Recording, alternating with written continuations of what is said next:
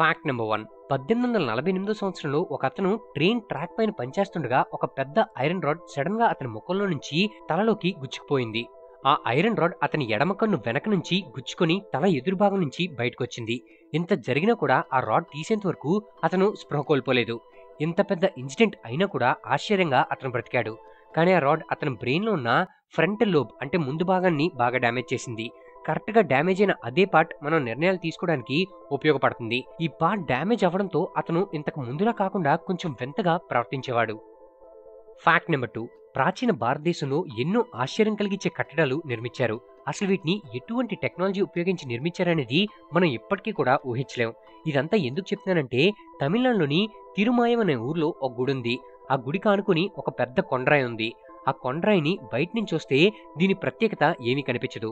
ఇలా కొన్ని శతాబ్దాల నుంచి దీని యొక్క ప్రత్యేకత బయటపడలేదు. కానీ సుమారుగా ఒక 100 సంవత్సరాల క్రితం వచ్చిన భూకంపం అందరినీ ఆశ్చర్యపరిచింది. అదేంటంటే, ఆ భూకంపం వల్ల ఆ కొండరాయి నుంచి రాయితో చెక్కబడిన ఒక తలుపు ఊడిపడింది. ఇక్కడ ఆశ్చర్యం కలిగించే విషయం ఏంటంటే, ఇన్ని వందల సంవత్సరాల నుంచి అక్కడ ఒక డోర్ ఉన్నట్లు కూడా ఎవరికీ తెలియదు.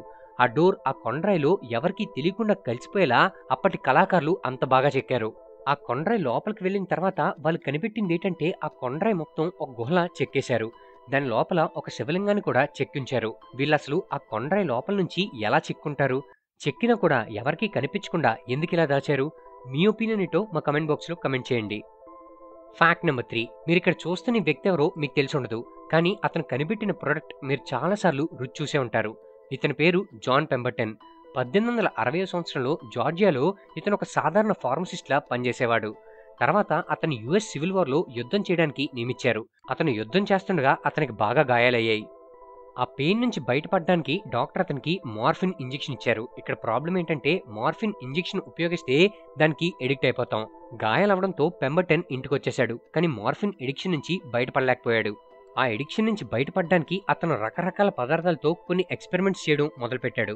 ఒకరోజు జాన్ ఎక్స్పెరిమెంట్ లో భాగంగా sugar, red wine, cola nuts, coca leaves, cocaine అన్నిటిని మిక్స్ చేసి ఒక డ్రింక్ తయారు చేశాడు. ఆ డ్రింక్ కొత్తగాను మరియు రిఫ్రెషింగ్ గాను ఉంది. ఈ డ్రింక్ తాగిన వారందరికీ చాలా నచ్చింది. తర్వాత జాన్ తను తయారు చేసిన ఫార్ములాని కేవలం $300కి అమ్మేశాడు. తను కనిపెట్టిన డ్రింక్ కి బ్రాండ్ నేమ్ మార్చి అమ్మడం మొదలుపెట్టారు. మార్చిన బ్రాండ్ నేమ్ పేరు కోకోకోలా. సో అఫీషియల్లీ కోకోకోలా రెసిపీని తయారు చేసింది జాన్ పెంబర్టనే. Fact number 4. నిజానికి మనం రోజు రాళ్ళు తింటున్నాం. రాళ్ళు తినడం ఏంటి అని ఆలోచిస్తున్నారా? కానీ సైంటిఫిక్ గా ఇది నిజం. ఎలా అంటే, సైంటిఫిక్ గా రోజు మనం తినే సాల్ట్ మరియు ఐస్ క్యూబ్స్ రాళ్లతో సమానం. అయితే సాధారణంగా మనం చూసే రాళ్ళు 2 లేదా అంతకంటే ఎక్కువ మినరల్స్ తో కలిసి తయారవుతాయి. కానీ సాల్ట్ మరియు ఐస్ ఒకే ఒక మినరల్ తో తయారవుతాయి. అందుకని వీటిని మోనో మినరలిక్ రాక్స్ అంటారు. అంటే సాల్ట్ మరియు ఐస్ రాళ్ళని అర్థం. Fact number 5. క్రికెట్ హిస్టరీలోనే అత్యంత డేంజరస్ క్రికెట్ టీం ఏదైనా ఉంది అంటే అది ఆస్ట్రేలియానే చెప్పాలి. ఎందుకంటే 1999 నుంచి 2007 వరకు 3 వరల్డ్ కప్స్ జరిగితే మొత్తం 3 వరల్డ్ కప్స్ ను ఆస్ట్రేలియా టీమే గెలుచుకుంది. ఇంతేకాదు, వీళ్ళు ఎంత టాలెంటెడ్ చెప్పడానికి ఇంకొక స్టోరీ ఉంది. అదేంటంటే, 2005 సంవత్సరంలో ఐసీసీ ఒక కొత్త టోర్నమెంట్ ను పరిచయం చేసింది. టోర్నమెంట్ పేరు ICC Johnnie Walker super series. ఈ సిరీస్ యొక్క కాన్సెప్ట్ ఏంటంటే, అప్పటి వరకు ఎవరైతే నెంబర్ 1 టీం ఉందో ఆ టీం వరల్డ్ లెవెల్లో బెస్ట్ ప్లేయర్స్ తో ఆడాలి. ఈ వరల్డ్ లెవెన్ టీంలో ఎవరుంటారంటే, అప్పటి వరకు ప్రపంచంలో ఎవరైతే బెస్ట్ ప్లేయర్స్ ఉన్నారో అంటే వీరేంద్ర సెహ్వాగ్, షాన్ పొలాక్, రాహుల్ ద్రావిడ్, లారా, డానియల్ విటోరీ ఇలా బెస్ట్ ప్లేయర్స్ ని వరల్డ్ లెవెన్ టీంలో ఉంచుతారు. అంటే వరల్డ్ లోనే బెస్ట్ టీం, అలానే వరల్డ్ లో ఉన్న బెస్ట్ ప్లేయర్స్ కి పోటీ అన్నమాట. ఈ టోర్నమెంట్ లో 3 వన్డే మ్యాచ్లు మరియు ఒక టెస్ట్ మ్యాచ్ ఉంటుంది. అప్పుడు అందరూ ఇలా ఒక మంచి కాన్సెప్ట్, ఆస్ట్రేలియాలో ఓడించడానికి ఒక మంచి టీం తయారైందని అనుకున్నారు. కానీ ఆస్ట్రేలియా 3 వన్డేలు అలాగే ఒక టెస్ట్ మ్యాచ్ తో కలిపి అన్ని మ్యాచ్లు వరల్డ్ లెవెన్ టీం పైన గెలిచి రికార్డ్ సృష్టించింది. Fact number 6. మనందరం చాలా గొప్పగా పిరమిడ్స్ గురించి, అసలు వాటిని ఎలా నిర్మించారని మాట్లాడుకుంటాం. కానీ మీకు తెలుసా, ఇండియాలోనే ఎన్నో టెంపుల్స్ ఉన్నాయి. ఈ అన్ని టెంపుల్స్ లో తంజావూరులో ఉన్న ఒక టెంపుల్ కి చాలా ఎత్తైన గోపురం ఉంటుంది. ఈ టెంపుల్ ని చోళరాజు వంశస్థులైన రాజరాజ చోళ గారు నిర్మించారు. ఈ గుడికుండే గోపురం ప్రపంచంలోనే అన్ని టెంపుల్స్ కంటే అత్యంత ఎత్తైన గోపురం.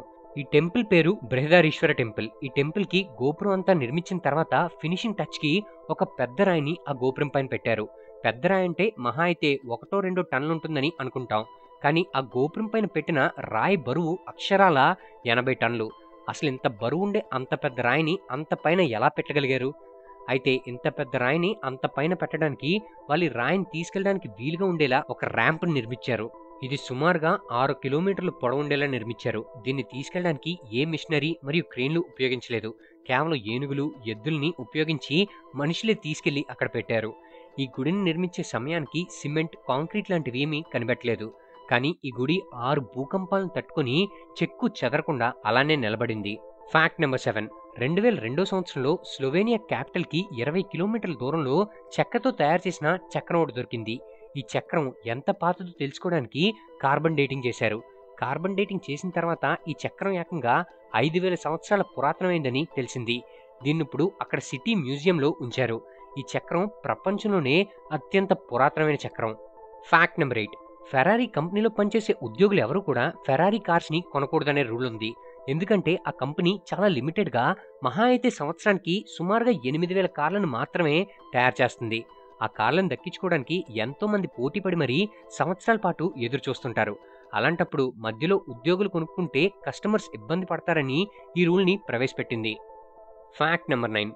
2004 సంవత్సరంలో ఇండియన్ ఓషన్లో భయంకరమైన సునామీ వచ్చింది. ఆ సమయంలో 10 సంవత్సరాల వయసున్న టిల్లీ స్మిత్ అనే ఒక పాప వాళ్ళ ఫ్యామిలీతో కలిసి థాయిలాండ్ వచ్చింది.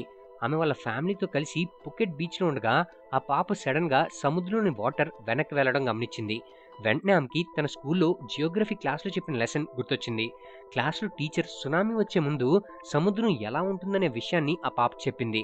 వెంటనే ఆ పాప వాళ్ళ పేరెంట్స్కి ఆ విషయం చెప్పి అలాగే పక్కనే ఉన్న మ్యారెట్ హోటల్లో ఉన్న స్టాఫ్తో కూడా చెప్పి దూరంగా సురక్షితమైన ప్రదేశానికి వెళ్ళిపోమని చెప్పిందట. అందరూ వెళ్ళిన కొన్ని నిమిషాలకే భయంకరమైన సునామీ వచ్చింది. 2004 సంవత్సరంలో వచ్చిన సునామీ ఎన్ని దేశాల్లో ఎంత విధ్వంసం సృష్టించిందో అందరికీ తెలిసిందే.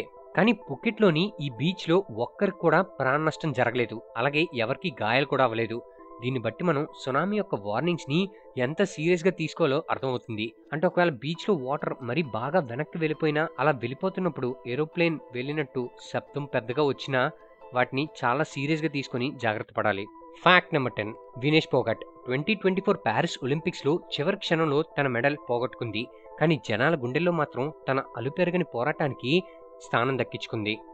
అయితే వినేష్ పోగట్ ఇప్పటివరకు సాధించిన అంతర్జాతీయ మెడల్స్ ఏంటో ఇప్పుడు చూద్దాం. 2014లో స్కాట్లాండ్లో జరిగిన కామన్వెల్త్ గేమ్స్లో 48 kg విభాగంలో గోల్డ్ మెడల్ సాధించింది. 2018 ఆస్ట్రేలియాలో జరిగిన కామన్వెల్త్ గేమ్స్లో 50 kgల విభాగంలో గోల్డ్ మెడల్ సాధించింది. 2022లో బిర్మింగంలో జరిగిన కామన్వెల్త్ గేమ్స్లో 53 kg కేటగిరీలో గోల్డ్ మెడల్ సాధించింది. అంటే వరుసగా 3 సార్లు కామన్వెల్త్ గేమ్స్లో హ్యాట్రిక్ గోల్డ్ మెడల్ సాధించింది వినేష్ పోగట్. వీటితో పాటు 2018 ఇండోనేషియా మరియు జకార్తాలో జరిగిన ఏషియన్ గేమ్స్లో 48 kg కేటగిరీలో గోల్డ్ మెడల్ సాధించింది. ఈసారి 2024లో ఒలింపిక్స్లో చివరి క్షణంలో తన మెడల్ని పోగొట్టుకున్నప్పటికీ 2028లో గోల్డ్ మెడల్ సాధించి ఇండియాకే గర్వకారణంగా నిలుస్తుందని అందరం ఆశిద్దాం. ఓకే ఫ్రెండ్స్, ఈ వీడియో పైన మీ అభిప్రాయాల్ని మా కమెంట్ బాక్స్లో తెలియజేయండి. ఈ వీడియో కనుక మీకు నచ్చినట్లయితే లైక్ చేసి మీ ఫ్రెండ్స్ అందరికీ షేర్ చేయండి. ఇలాంటి మరిన్ని ఇన్ఫర్మేటివ్ మరియు ఆసక్తికరమైన విషయాల కోసం మా ఛానల్ని సబ్స్క్రైబ్ చేసుకోండి. మేము వీడియో పెట్టగానే మీకు నోటిఫికేషన్ రావాలనుకుంటే సబ్స్క్రైబ్ పక్కనే ఉన్న బెల్ ఐకాన్ యాక్టివేట్ చేసుకోండి. మా నుంచి మరిన్ని అప్డేట్స్ పొందడం కోసం ఫేస్బుక్, ఇన్స్టాగ్రామ్, ట్విట్టర్ మరియు టెలిగ్రామ్ గ్రూప్స్లో మా ఛానల్ని ఫాలో అవ్వండి. వాటి తాలూకు లింక్స్ డిస్క్రిప్షన్లో ఇవ్వడం జరిగింది. Thank you for watching.